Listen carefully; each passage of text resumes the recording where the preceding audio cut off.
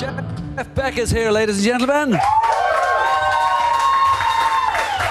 I'll tell you, Jeff Beck, he deserves that round of applause. To be honest, Jack, let's just be perfectly honest here. Loads of rain, loads of wind, pretty cold too. Yeah. That was pretty staggering out there. I'd say the first thing you want to say is those who are all up at the front of the stage, thumbs up. Absolutely, amazing. The endurance test of the century, isn't it? Yeah, but like, is it coming in at you as well? Yeah. Well, I was trying to get wet to join in with them, but the rain didn't come in that far. Right. Is it difficult? I mean, is it as difficult as I think it must be? Well, I was amazed at the response because I've seen big festivals before and I've seen the way huge bands go over, and I thought, I'll never do that. And there we were, you know, and I saw smiling faces and, you know, smiling in the face of adversity. Through the rain. Yeah. Fantastic. Okay, let's take a look at something recently from Rock and Roll Party, which gave you another bunch of Grammys. That's all about Les Paul. Like, for those who don't know, who is he and why is he so important to you? He was the first guy to develop the electric guitar. Although it was before, he invented the solid body guitar and a million other things like the multi-track recorder, slap echo, which is still used today, you know, the repeat. Right. When you play a sound, it goes go, go, and you get the slap. Also circuitry for recording techniques and stuff like that. Amazing talent. Do you know, it's a funny thing, but I know you've said something like this before in the past, but like, I'll try and press say this and get it right, which is this: the 60s, they were great and blah blah blah, but for you they weren't necessarily, because just what you've been talking about, you had things in your head and the electronic equipment really wasn't up with it. It was, it's just that most people didn't know how to use it. What do you mean, the actual... I mean, like, that you were, by the time it came to the 70s and into the 80s, there's more stuff here that we can do. I know, but it's got so opposite now. There's so many options now that we didn't have back then. It was all a bit steam driven, you know. If you did a bad take, you do it again. There was no Pro Tools, no instant, you know, correction, no pitch correct. Although there was, I mean, George Martin used to know how to make the Beatles sound amazing, you know. They didn't sound that great before he came along. But, you know, technology is what it is. I don't think you're ever going to see those days ever come back again, where everybody has to perform or you stop and do another take, you know. Now it's like spend half an hour on a vocal part, just one part. Right, exactly, I don't like that. I want to hear somebody do it for real, you know. Well then, with all that, when you do collaborations, which you do an awful lot of, I mean, like everybody from Kate Bush on an album to Roger Waters to ZZ Top to Morrissey recently as well. I know. How did you know about that? Because I didn't. I didn't even realise you were on that album. But like, I mean, you know, when that happens and you get a phone call, people say, "We want Jeff Beck." What do they want from Jeff Beck? I would love to know. No, but seriously, do they want a contribution with the collaboration, or do they just let's get a famous name? Maybe it's just that they like the way I play. I don't know. But what I'm saying is, like, do you ever have to come up with ideas and say, listen, Morrissey, look, I know more about this than you do. I'll do it, don't worry. No, I mean, Morrissey is the miserable, you know, and to have him want me after one sitting in a bar, you know, was quite amazing. I thought he hated everybody. And Chrissie Hynde was there, and she was the mediator between us. And he sat there and listened to us two talking for about 10 minutes, then decided he liked me. And the next morning, I was on my way to the studio. Fantastic guy, you know, who's going to say no to him? Yeah, I suppose so, all right. Okay, even though he truncated my solo out of the window. Really? It's not all there, is it? It's there. It's there, just about, yeah. But even like when you play on stage, like with Bowie or any of that kind of stuff that you've done, do you just go up and do what you're told or know what the song needs? I never or do you say, I'm doing the Jeff Beck thing? I never do what I'm told. Rule number one, you don't do that. And that's why you get back. They do what I tell them. And that's why you get asked back so often. I do. I try to accommodate them, and it's difficult to give a performance on someone else's album that is red hot. You know, it's not your kind of music, maybe, so you have to adapt in it. Well, speaking of adapting, in terms of all musical styles, you've adapted many times. One of the things that I could be wrong about this, let's just see if I'm right.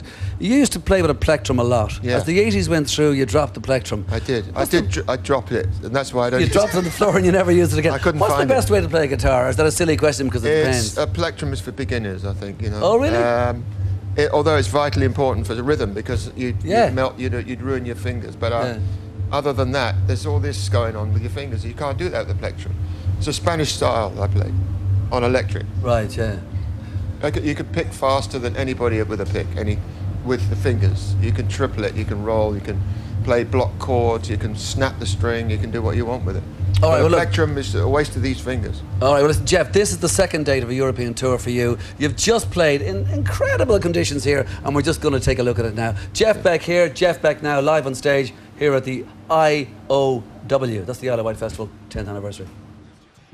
I saw Jimmy here, and just going to pay a little tribute to him.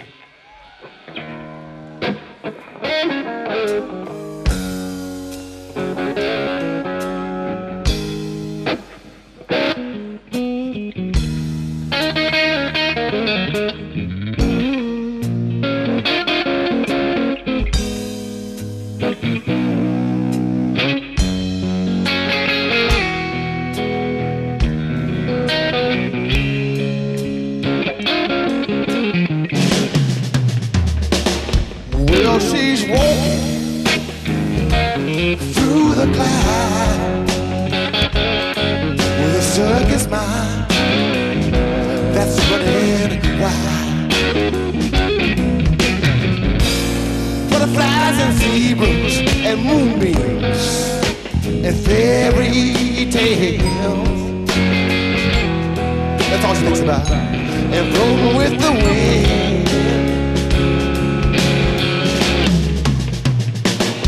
When I'm sad, she comes to me with 1,000 smiles. She gives to me free. It's alright, she says, it's alright. Take anything you want from me. Take anything.